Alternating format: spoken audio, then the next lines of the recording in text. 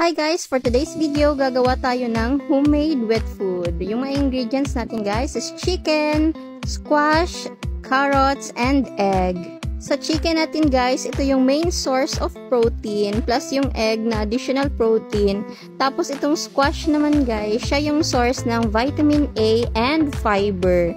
Plus itong carrots naman din na additional vitamins. Sa pagluluto nito guys, una natin pakuluan yung manok. Pagkatapos ng ilang minuto, isusunod natin yung squash at saka yung carrots. Tapos pag naluto na guys, i-mash lang natin siya. And habang mainit pa, lagyan natin ng egg. Pagkatapos ng haluin ng lahat niyan guys, ilalagay din natin yung manok.